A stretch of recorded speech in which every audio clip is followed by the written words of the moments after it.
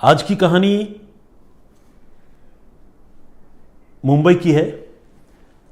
मुंबई में 2003 की ये बात है। साल 2003 यानी 2003, 3 अप्रैल की सुबह की ये घटना है। हुआ ये कि 3 अप्रैल की सुबह मुंबई में विले पार्ले एक जगह है, आप सभी लोगों ने नाम सुना होगा। उसी विले पार्ले इलाके में एक होटल है जिसका नाम है द नेस्ट। उसी द नेस्ट होटल में एक बड़ी वारदात होती है। वहाँ के रूम नंबर 108 में एक हाउसकीपिंग का स्टाफ रूटीन क्लीनिंग के लिए पहुँचता है और जब सारे कमरों की सफाई करने के बाद उसे लगता है कि उस कमरे से कोई रिस्पांस नहीं आ रही है, कोई क्लीनिंग के लिए ना तो दरवाज़ा खोल रहा है, ना कोई अंदर से कोई आवाज़ किसी की सुनाई दे रही है, तो वो जो स्टाफ है वो दरवाजे पर कॉल बेल 2-3 बार बजाता है ताकि हाउसकीपिंग का काम हो जाए, रूम क्लीनिंग हो जाए। लेकिन कई बार कॉल बेल बजाने के बावजूद उस कमरे से किसी की कोई आवाज़ सुनाई नहीं देती है। इस पर वो जो स्टाफ है हाउसकीपिंग का, वो फ़ौरन अपने होटल के मैनेजर को इसके बारे में बताता है और बताता है कि वो काफ़ी देर से कोशिश कर रहा है लेकिन हाउसकीपिंग के लिए रूम नहीं खोला जा रहा है। जो भी गेस्ट अंदर है वो या तो बहुत गहरी नींद में है या फिर कोई अनहोनी हो गई है, तो प्लीज़ आप चेक कीजिए। इस पर होटल का स्टाफ, खासकर सिक्योरिटी के लोग और मैनेजर, ये लोग आकर उस कमरे का दरवाज़ा खोलते हैं। उस कमरे में 2 नौजवान ठहरे हुए थे जिनकी उम्र तकरीबन 20 से 24 साल के दरमियान थी और ये दोनों नौजवान जो है राजधानी दिल्ली से मुंबई गए थे और वहाँ उन्होंने चेक इन किया था। आज से ठीक 20 साल पुरानी ये घटना है। अभी हम 2023 में हैं और ये 2003 की घटना है। तो जब होटल के उस कमरे का दरवाज़ा खोला जाता है रूम नंबर 108 का, तो अंदर का मंजर देखकर जितने लोग वहाँ पर मौजूद होते हैं वो सारे सहम जाते हैं। अंदर 2 में से एक नौजवान की लाश पड़ी होती है और लाश जो है वो बिल्कुल खून से सनी हुई और आसपास बिल्कुल खून जमा हुआ होता है। जाहिर है उस पर हमला किया गया है। पास में ही जो बटर नाइफ़ होता है, जो कटलरी के साथ सारे रूम में सर्व किया जाता है ब्रेकफास्ट या डिनर के दौरान, वो बटर नाइफ़ खून से सना हुआ वो भी पड़ा हुआ होता है। और उस बटर नाइफ़ को देखकर ये लगता है कि उसी नाइफ़ को हथियार बनाकर कातिल ने इस कमरे में चेक इन करने वाले 2 में से एक नौजवान की हत्या की है। हत्या करने के बाद कातिल फरार भी हो गया है और कमरा जो है वो बंद करके फरार हो गया है।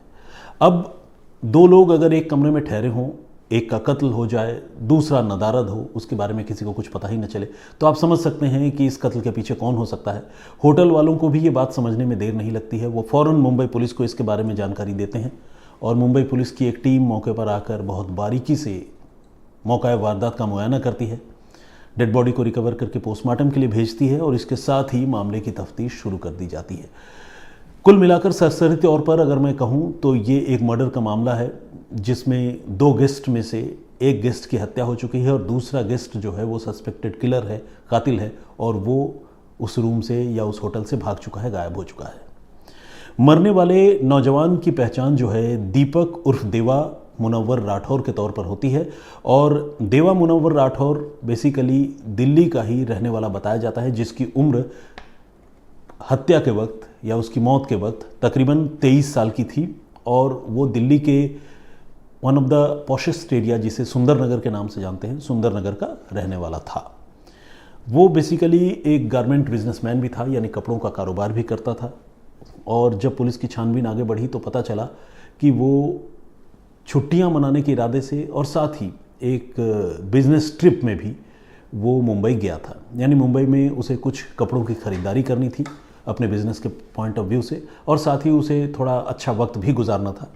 और ये जो दीपक उर्फ देवा मुनव्वर राठौर है, ये दिल्ली से अपने साथ एक और नौजवान को लेकर गया था।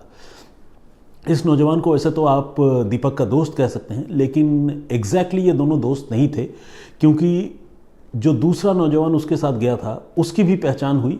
उसकी पहचान हुई रुपेश रामनाथ राय उर्फ रवि के तौर पर।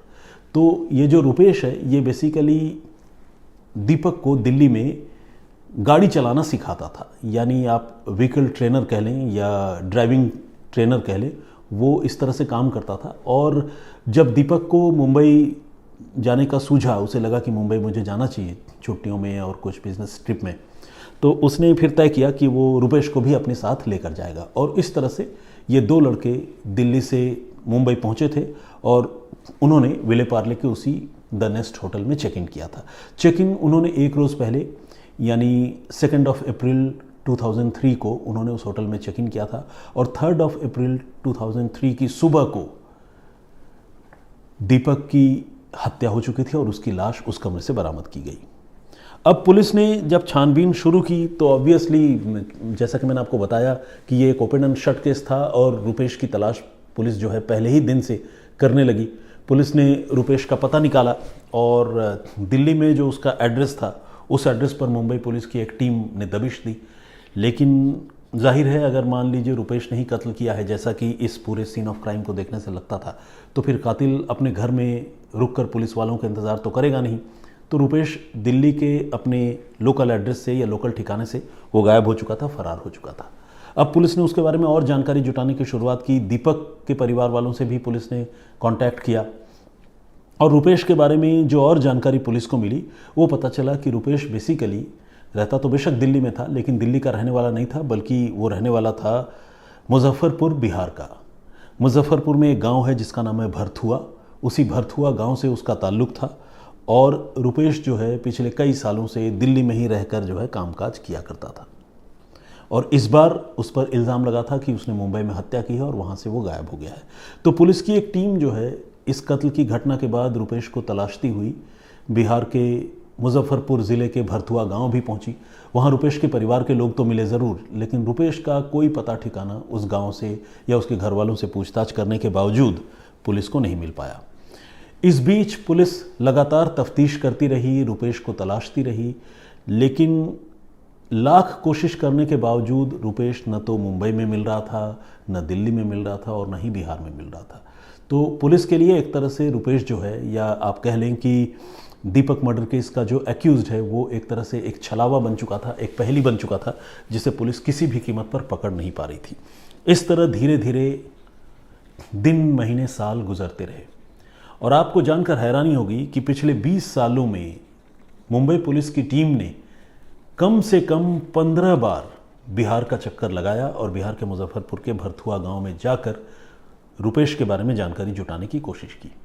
हर बार उसे भरथुआ गांव से, रुपेश के गांव से निराशा हाथ लगती थी और घर वाले, गांव वाले सारे लोग रुपेश के बारे में कोई भी जानकारी होने की बात से मना करते थे। घर वाले कहते थे कि वो तो उनके टच में ही नहीं है, आप ही आते हैं तो फिर रुपेश की याद आती है, हमें तो पता ही नहीं कि हमारा बेटा कहाँ है, वो क्या करता है, कहाँ जाता है, अगर आपको पता चले तो आप हमें बता दीजिएगा। तो इस तरह से घर वालों की तरफ से भी पुलिस को कोई कोऑपरेशन जो है रुपेश के लोकेशन या उसके वेयरअबाउट्स के बारे में बिहार से नहीं मिल पाता था। लेकिन पुलिस ने ये जो कोशिश करने का सिलसिला है उसे बंद नहीं किया। इस बार यानी 2023 में, इस साल, पुलिस की एक टीम फिर से मुजफ्फरपुर के भरथुआ गांव पहुंची और रुपेश के घर वालों से पुलिस टीम ने बातचीत की। लेकिन रुपेश के घर वालों ने वही बात कही कि हमें नहीं पता हमारा बेटा कहाँ है और हम तो सालों से ढूंढ रहे हैं। कुल मिलाकर घर वाले बिल्कुल कोऑपरेट नहीं करते थे। लेकिन इस बार पुलिस टीम ने थोड़ा सा अपने इन्वेस्टिगेशन को और चेंज करने का या उसमें मॉडिफिकेशन करने का फैसला किया और इसी कड़ी में पुलिस ने रुपेश के जो घर वाले हैं, जो वहाँ रहते हैं गांव में, भरथुआ में, बिहार में, उनके घर वालों के पास जो मोबाइल फ़ोन्स थे उन सारे लोगों के मोबाइल नंबर पुलिस ने अरेंज किए, खुफिया तरीके से ही अरेंज किए। घर वालों को बताकर मोबाइल नंबर अगर लेते तो जाहिर सी बात है शायद इन्वेस्टिगेशन में दिक्कत होती और वो लोग सजग हो जाते, क्योंकि अगर वो वाकई रुपेश के साथ मिले हुए हैं और सच्चाई छुपा रहे तो फिर उनसे जो है रुपेश के बारे में ही जानकारी लेना और उनसे मोबाइल नंबर लेना ये सही तरीका नहीं हो सकता था। तो खैर, पुलिस ने ये जो मोबाइल नंबर कलेक्ट किया, उस मोबाइल नंबर के सहारे पुलिस ने अब इस मामले की तफ्तीश आगे बढ़ाने का फैसला किया। इसमें रुपेश के घर के कई लोगों के मोबाइल नंबर थे। पुलिस ने जब उन मोबाइल नंबरों पर होने वाली बातचीत की जानकारी जुटाने की शुरुआत की और उसका कॉल डिटेल रिकॉर्ड, जिसे शॉर्ट फॉर्म में CDR कहते हैं, जब CDR पुलिस ने उसकी निकलवाई तो पुलिस ने एक चीज़ नोटिस किया कि घर के सारे लोग एक पर्टिकुलर नंबर से बात करते हैं जो नंबर महाराष्ट्र में ही कहीं एक्टिव है। और जिस नंबर पर बात होती है वो नंबर जो है किसी अतुल विजय केडिया नाम के आदमी की है। घर वाले कुल मिलाकर केडिया से ये बात करते थे, अतुल विजय केडिया से। पुलिस के लिए ये एक हैरानी वाली बात थी, क्योंकि इनका मुंबई से या महाराष्ट्र से और कोई ताल्लुक नहीं था इस परिवार का, रुपेश के परिवार का। लेकिन वो महाराष्ट्र मुंबई में किसी आदमी से बात करते थे जिसका नाम अतुल विजय केडिया है। तो ये अतुल विजय केडिया नाम का आदमी कौन हो सकता है, ये पुलिस के लिए अपने आप में एक रहस्य था और पुलिस के लिए इस पहेली को सुलझाना भी ज़रूरी था। पुलिस ये भी सोचती रही कि जो रुपेश राय परिवार के लोग हैं, अब राय एक अलग सरनेम है, बिहार में एक अलग समाज के लोग हैं वो, और केडिया जो है एक अलग समाज है, अलग सरनेम है, तो ये रुपेश तो नहीं हो सकता है। ये शुरुआती छानबीन में पुलिस को लग रहा था, लेकिन पुलिस को इस बात की हैरानी भी थी कि परिवार के लोग इस अतुल विजय केडिया से बातचीत क्यों करते हैं और वो भी रेगुलर क्यों बातचीत करते हैं। तो पुलिस जो है थोड़ा ज़्यादा क्यूरियस हो गई उस मामले के बारे में और पता करने के लिए। और इसी कड़ी में पुलिस ने पहले जिस तरह से घर वालों का मोबाइल नंबर जुगाड़ किया था, पता किया था, उसी तरह से अतुल विजय केडिया का मोबाइल नंबर तो सीडीआर की जांच में ही पुलिस को पता चल गया। अब पुलिस ने उस नंबर की डिटेल निकालने की शुरुआत की, और जब उस नंबर का डिटेल पुलिस ने निकाला तो पता चला कि वो नंबर जो है मुंबई के ठाणे इलाके में एक्टिव है, और ठाणे इलाके में भी एक ख़ास लोकेशन पर वो नंबर जो है वो एक्टिव है। वहाँ से वो इधर उधर ट्रैवल भी करता है। ऑफ कोर्स जब मोबाइल फ़ोन है और उसको यूज़ करने वाला कोई आदमी है तो जाहिर सी बात है वो आदमी एक जगह टिक कर तो रहेगा नहीं, कहीं आएगा जाएगा भी। लेकिन उसका जो मेन सेंटर पॉइंट था वो ठाणे में ही वृंदावन सोसाइटी नाम की एक जगह है, वहाँ पर था। अब पुलिस जो है ये वृंदावन सोसाइटी के आसपास के इलाके में जो है अतुल विजय केडिया नाम के आदमी की तलाश शुरू करती है, और उसके एड्रेसेस वगैरह को वेरीफाई करती हुई पुलिस फाइनली एक मिठाई की दुकान में जाकर पहुंचती है। ये मिठाई की दुकान ठाणे में ही है और नाम है जोशी स्वीट्स मिठाई शॉप, और ये ठाणे में कैसल मिल रोड है, और इसी कैसल मिल रोड में वृंदावन सोसाइटी नाम की एक लोकेलिटी है। उसी वृंदावन सोसाइटी में ही ये जोशी स्वीट्स नाम की दुकान है। पुलिस जब यहाँ पहुँचती है अतुल विजय केडिया का पता करती हुई, तो वहाँ पर अतुल विजय केडिया पुलिस को मिल जाता है। अतुल विजय केडिया की उम्र तकरीबन 42 साल के आसपास है। अब पुलिस को चूंकि शक है कि ये अतुल विजय केडिया बनकर जो आदमी यहाँ पर छुपा हुआ है वही उनका मुलजिम रुपेश राय है, तो पुलिस जो है अतुल को हिरासत में लेती है, और जो दुकान के मालिक हैं उनसे भी पुलिस बातचीत करती है और पूछती है अतुल के बारे में। तो दुकान के मालिक और दुकान के जो कर्मचारी हैं वो सारे लोग जो है किसी भी रुपेश राय को जानने से मना करते हैं, और वो कहते हैं कि अतुल उनका पुराना एम्प्लॉय है, कई सालों से यहाँ काम कर रहा है, और अतुल के सारे documents, Aadhaar card, I card, सब कुछ उनके पास है। तो पुलिस जो है वो आधार कार्ड, आई कार्ड और दूसरे डॉक्यूमेंट्स चेक करती है, और वाकई अतुल विजय केडिया के नाम से ही वो तमाम डॉक्यूमेंट्स वहाँ पर पुलिस के हाथ लगते हैं। लेकिन जब पुलिस और सख्ती से उसको वेरीफाई करती है, उसके वेराबाउट्स के बारे में, उसके गांव के बारे में, उसके पुश्तैनी मकान के बारे में, उसके पेरेंट्स के नाम के बारे में, तो फिर धीरे धीरे उसकी झूठ खुलती जाती है। आप ये समझ सकते हैं कि कोई आदमी अपनी पहचान तो बदल सकता है, अपना नाम चेंज कर सकता है, अपना सरनेम चेंज कर सकता है, अपना लोकल एड्रेस चेंज कर सकता है, नए नाम से आई कार्ड बदल सकता है, लेकिन अपने परिवार के लोगों का नाम कैसे बदलेगा? अपने पेरेंट्स का नाम वो कहाँ तक बदलेगा, कैसे बदलेगा? गाँव के नाम और जो पुश्तैनी मकान है वहाँ का नाम वो कैसे बदलेगा? तो इस तरह से पुलिस जब एक एक करके उससे सवाल पूछती है तो एक मुकाम, एक जंक्चर ऐसा भी आता है जहाँ पर अतुल विजय केडिया जो है वो टूट जाता है, और वो ये कबूल कर लेता है कि वही असल में रुपेश राय है। जी हाँ, आज से 20 साल पहले जो नौजवान अपने ही एक दोस्त का कत्ल करके फरार हो गया था वो रुपेश राय 20 साल बाद मुंबई पुलिस की गिरफ्त में आता है, ठाणे से पकड़ा जाता है, और एक बिल्कुल ही नए पहचान के साथ अतुल विजय केडिया के नाम से उसकी गिरफ्तारी होती है। तो खैर, रुपेश राय उर्फ अतुल विजय केडिया को पुलिस गिरफ्तार कर लेती है, और जब पुलिस उसकी आइडेंटिटी को वेरीफाई करती है तो ये बात इस्टेब्लिश हो जाती है कि अतुल विजय केडिया दरअसल रुपेश ही है। रुपेश खुद भी ये बात कबूल करता है, और फिर परिवार के लोगों के साथ जब उसको कन्फ्रंट कराया जाता है तो फिर ये सच्चाई सामने आ जाती है, और फिर धीरे धीरे पूरी कहानी भी साफ होती है। और ये भी पता चलता है कि घर वालों को इस बात की अच्छी तरह जानकारी थी कि उनके बेटे ने अपना नाम, अपनी पहचान बिल्कुल बदल लिया है, चेंज कर लिया है और वो दूसरे नाम से रह रहा है। लेकिन घर वाले जो है इसके बारे में उन्होंने पुलिस को कोई जानकारी नहीं दी थी, बल्कि वो तो चोरी छिपे चुपके अतुल विजय केडिया से बात कर रहे थे, जो उन्हीं का बेटा रुपेश राय था, और पुलिस वालों को वो भी गुमराह कर रहे थे। तो खैर, पुलिस जाहिर है उनके खिलाफ भी अब कार्रवाई करेगी। लेकिन अब जब इससे पूछताछ हुई, क्योंकि बहुत पुराना 20 साल पुराना मर्डर केस था, इससे पूछताछ हुई कि भाई तुम इतने सालों तक कहाँ रहे, कैसे तुमने अपनी आइडेंटिटी चेंज की और क्यों तुमने कत्ल किया। तो इसने जो एक एक करके पूरी कहानी बताई, वो जानना भी बहुत ही अहम है। सबसे पहले मैं आपको बताऊं, इसने दीपक नाम के अपने ही उस दोस्त की हत्या क्यों की और उसका मोटिव क्या रहा। बेसिकली जैसा कि मैंने आपको बताया, दीपक राठौर जो है वो एक गारमेंट का बिजनेसमैन था। तो जाहिर सी बात है, कोई भी कारोबारी होता है, बिजनेसमैन होता है, जो कहीं ट्रेडिंग के लिए, ख़रीद फरोख्त के लिए जाता है, तो उसके पास पैसे होते हैं, लिक्विड कैश भी होता है। तो ये दीपक के पास, जब वो दिल्ली से मुंबई गया था, उसके पास अच्छा खासा लिक्विड कैश था, तकरीबन 1.5-2 लाख रुपए थे। और इसकी जानकारी उसके आप कह लीजिए को एसोसिएट कह लीजिए या दोस्त कह लीजिए, रुपेश को भी थी। और रुपेश की नज़र इन रुपयों पर थी। रुपेश ने यह तय कर लिया कि जब भी उसे मुंबई में पहुंचने के बाद मौका मिलेगा, वो दीपक को मार देगा और दीपक से रुपए लूटकर फरार हो जाएगा। और इसी तरह 2 और 3 अप्रैल 2003 की दरमियानी रात को रुपेश ने अपने साथी दीपक की बटर नाइफ से हत्या की होटल के कमरे में, और उसके पास से 1,30,000 रुपये और बाकी दूसरी जो कीमती चीज़ें हैं वो सारी चीज़ें लूट कर वो रातों रात उस होटल से फरार हो गया। और उसके बाद अगले दिन सुबह यानी 3 अप्रैल की सुबह को दीपक की लाश बरामद हुई और इस पूरी कहानी का खुलासा हुआ, जो मैं आपको ऑलरेडी बता चुका हूँ। अब वहाँ से फरार होने के बाद, चूँकि वो कत्ल कर चुका था, उसे इस बात का एहसास था कि वो आज नहीं तो कल पकड़ा जाएगा, इसलिए वो अलग अलग जगहों पर रहता और छुपता रहा। इसी सिलसिले में वो कुछ समय तक मुंबई में भी रुका।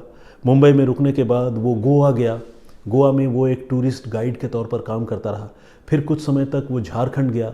झारखंड में एक माइनिंग कंपनी के साथ वो काम करता रहा और इस तरह से वो अलग अलग जगहों पर रहा। कुछ दिनों तक वो गुजरात में भी रहा और लगातार वो न सिर्फ अपनी लोकेशन बदल रहा था, बल्कि लगातार वो अपनी पहचान बदलने की कोशिशों में भी लगा हुआ था। और 20 साल का वक्त बहुत लंबा वक्त होता है, आप समझते हैं। इन 20 सालों में रुपेश ने अपने आप को पूरी तरह से चेंज कर लिया था। आप ये कह सकते हैं कि रुपेश ने एक तरह से खुद ही अपने हाथों जीते जी अपना पुनर्जन्म कर लिया था, क्योंकि उसने न सिर्फ अपना नाम बदला था, बल्कि अपना सरनेम, और सरनेम बदलने की वजह से अपनी ज़ात या गोत्र जो कहते हैं वो भी उसने एक तरह से चेंज कर लिया था। कहाँ वो रुपेश राय, बिहार के एक गाँव का रहने वाला, और कहाँ अतुल विजय केडिया। लेकिन इस नए नाम के साथ वो पुलिस को छकाने में काफ़ी हद तक कामयाब रहा और तकरीबन 20 सालों तक वो जो है पुलिस को गुमराह करता रहा।